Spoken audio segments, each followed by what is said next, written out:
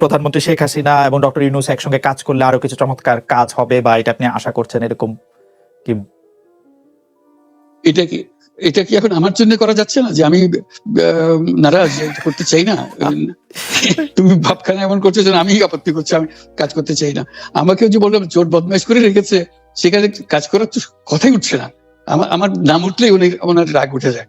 আমাকে সুদখোর না বললে ওনার মন তৃপ্ত হয় না। আমাকে চুবিয়ে না ডুবালে, পদ্মা নদীতে আমাকে চুবিয়ে না ডুবালে ওনার মনে শান্তি আসে না। ঠিক আছে, আমি কি করে বলবো? ওনাকে বলতে তো হবে, ওনাকে যদি কিছু বলতে হয়।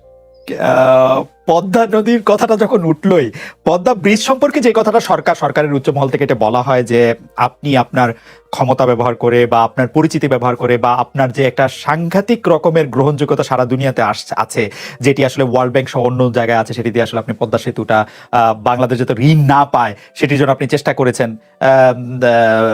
এই ব্যাপারটা নিয়ে কি আপনি একটু কিছু বলবেন, যে এটা আপনার বিরুদ্ধে একটা অভিযোগ? কি বলবো, এটা বলো, এটা হাস্যকর একটা কথা মুখ থেকে বলে ফেললো চোর ডাকাতের মতো, এটাও আরেকটা বলে ফেললো, এটাই সত্য হয়ে গেল।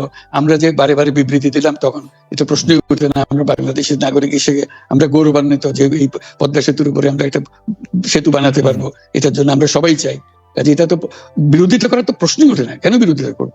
দেশে যে একটা বড় রকমের ঘটনা ঘটতে যাচ্ছে সেটা তো আমরা সবাই সমর্থন করেছি। বলেই চললেন। এখন একজনে বলতে থাকলে তো আমার করার কিছু তো নাই।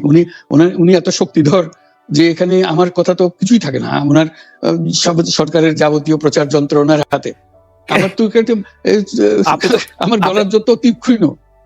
আপনি তো কথা বলেন না, বললে তো নিশ্চয়ই আপনার সাথে না। একটি প্রশ্ন আসছে যে পদ্মা সেতুর যখন উদ্বোধন করা হবে তখন কি আপনাকে নিমন্ত্রণ জানানো হয়েছিল, যে মানে রাষ্ট্রের পক্ষ থেকে এরকম বলা হয়েছিল যে আপনাকে নিমন্ত্রণ জানানো হবে, বা আপনি মনে আছে কিনা? মনে পড়ে না এরকম করছে। আচ্ছা, আমি একটু যে বিষয়টি নিয়ে আপনি আসলে শুরু করেছিলেন যে আপনার প্রতিষ্ঠান জবরদখল করা নিয়ে, সেই জায়গাটার মধ্যে একটু আসি। আমাদের যে আন্ডারস্ট্যান্ডিং, সেই আন্ডারস্ট্যান্ডিংটা হচ্ছে এরকম: আপনার হাত দিয়ে যখন গ্রামীণ টেলিকমের প্রতিষ্ঠা হয় তখন এর আয় থেকে আপনি গ্রামীণ ব্যাংকের সদস্যদের জন্য ব্যয় করার কথা বলেছিলেন বা ভেবেছিলেন। আপনি গ্রামীণ ব্যাংক থেকে চলে আসার সময় বা ওই আগে পরে আমরা দেখেছি যে সে আর্টিকেল অফ অ্যাসোসিয়েশনটা আসলে ওই একই রকম নাই, বদলানো হয়েছে। তো গ্রামীণ ব্যাংকের বা গ্রামীণ টেলিকমের এই বেনিফিশিয়ারি থেকে গ্রামীণ ব্যাংকের সদস্যদের আসলে বাদ কেন দেওয়া হয়েছে? মানে এইটার পিছনে কারণ কি? এখন গ্রামীণ টেলিকমের যে লভ্যাংশ তা কোন খাতে আসলে ব্যয় করা হয়, বা মানে যে আয়টা মুনাফা সেটি আসলে কিভাবে ব্যয় করা হয়? গ্রামীণ টেলিকম একটা স্বতন্ত্র প্রতিষ্ঠান। এটা কোম্পানিজ আইনের 28 সেকশন 28 দ্বারা সৃষ্ট। তার অর্থ হলো যে এটাকে আইনের ভাষায় বলে non dividend company, guaranteed by limited by guarantee. কাজে এটার কোনো মালিক নাই। কাজেই মালিক যেহেতু নাই, এটা তার নিজের নিয়মে যারা গ্যারান্টি দিয়েছে, যারা গ্যারান্টির পরিমাণও খুব সীমিত, লিমিটেড বাই গ্যারান্টি, এটা 1000 টাকা। মানে যদি যত তোলপাড় হয়েও যায় কোম্পানিতে, বহু পাওনা থেকেও যায় লোকজনের, যারা এটার পরিচালনা পরিষদে আছে তাদের দায়িত্ব হবে 1000 টাকা পর্যন্ত। এর দায়ী থাকবে 1000 টাকা পর্যন্ত, এর বেশি তার দায়িত্ব থাকবে না। কাজে এত সহজ সরল একটা জিনিস। তো সেটাই হলো গ্রামীণ টেলিকম। গ্রামীণ টেলিকম তখন একবার বলেছিল যে তাদেরকে কিছু কিছু সহায়তা দেবে এটা অর্জনের কাছ থেকে। এটা তাদের নিজস্ব সিদ্ধান্ত, এটা কারো চাপারও সিদ্ধান্ত না। সেই সিদ্ধান্ত অনুসারে সেই সমস্ত যে পরিমাণ টাকা তারা বলেছিল দেবে, এখানে দিয়ে যাচ্ছে। এই পর্যন্ত 500 কোটি টাকার উপরে দেওয়া হয়েছে এই সাহায্য সহায়তা থেকে। কাজে ওইটা যে আমরা বা গ্রামীণ টেলিকম এটার থেকে পৃথক হয়ে গেছে, তার যে কথা দিয়েছিল, এটা একটা কথা দিয়েছিল, এটা পূরণ করছে না। এটা আইনগত কোনো যে আইনি বাধ্য হতে আপনি দিতে বাধ্য হবেন এরকম কিছু ছিল না। কাজে এই ধরনের বিষয়টা এই টেলিকমের বিষয়ে বলা। গ্রামীণ ব্যাংকের আপনি যখন মানে গ্রামীণ টেলিকমটা আপনি প্রতিষ্ঠা করেন, সেই সময়ে গ্রামীণ টেলিকমের সাথে গ্রামীণ ব্যাংকের সম্পর্কের যে বিধিমালা, সেই বিধি কি আপনি যখন চলে এসেছেন গ্রামীণ ব্যাংক থেকে সেটি পরিবর্তন করা হয়েছিল? তো সেই পরিবর্তনটি মানে পরিবর্তনটির জায়গাটা যদি আমাদের একটু পরিষ্কার করতেন। পরিবর্তন ছিল যে আগে এটা নমিনেট করতে পারতো গ্রামীণ ব্যাংক, চেয়ারম্যান পদের জন্য একজন লোক নমিনেট করতে পারতো।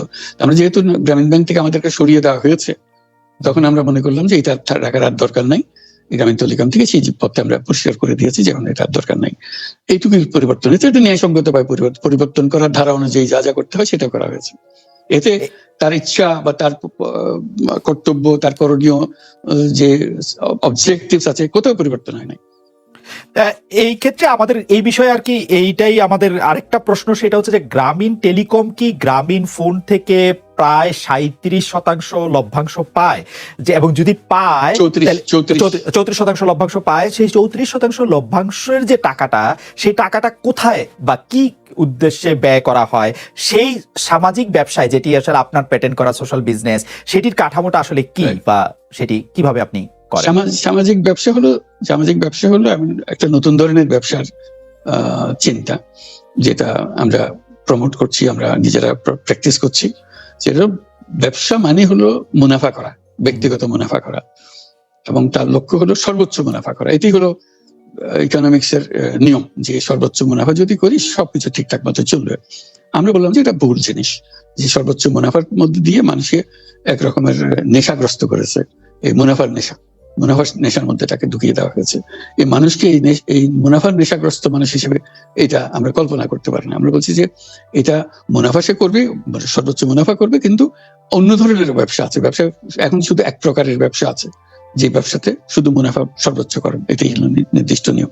আমরা বলছি আরেক রকমের ব্যবসা, যেটা হলো মানুষের সমস্যার সমাধান করা, মুনাফার জন্য কোনো রকমের ইচ্ছা তার না থাকা, মুনাফা বিহীন ভাবে, কোনো মুনাফা, ব্যক্তিগত মুনাফা না নিয়ে শুধু সমস্যা সমাধানের জন্য ব্যবসা করে।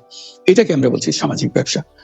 এই অর্থ দিয়ে আমরা সামাজিক ব্যবসাগুলো প্রতিষ্ঠা করছি, একটার পর একটা সামাজিক ব্যবসা প্রতিষ্ঠা করছি, যে কারণে আমরা এটার মধ্যে শরিক হয়েছিলাম, যে আমরা পুরো গ্রামীণ ফোনকেই সামাজিক ব্যবসা করার চেষ্টা করেছিলাম। সেটা টেলিনরকে আমরা রাজি করাতে পারিনি। কাজে টেলিনর বলছে যে না, আমরা ব্যবসা করবো। কাজে আমরা ওইটা না পেরে শুধু গ্রামীণ টেলিকমকে আমরা সামাজিক ব্যবসা হিসেবে রেখেছি। এর থেকে যে মুনাফা হয়, মুনাফার সমস্ত টাকা বিভিন্ন সামাজিক ব্যবসা সৃষ্টির কাজে ব্যবহৃত, এবং তাই হচ্ছে। গ্রামীণ টেলিকমের যে আয়, মানে অর্থাৎ 34% ফ্রম গ্রামীণ ফোন, তো সেটার বিভিন্ন সামাজিক ব্যবসার ক্ষেত্রে আপনি এটি ব্যবহার করছেন।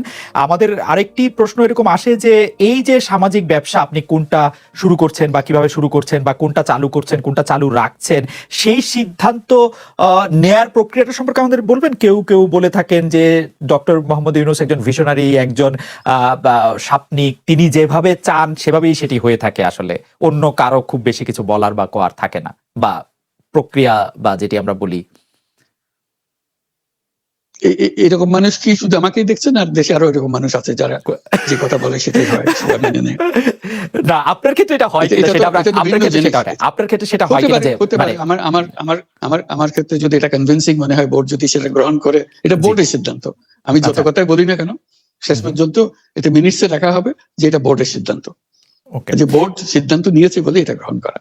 এটা কার গলার জোর বেশি, কার ক্ষমতার জোর বেশি, কার চিন্তার জোর বেশি, এগুলো ভিন্ন জিনিস। এগুলো আইনে দেখে না, আইন দেখে যে বোর্ডের সিদ্ধান্ত কেন।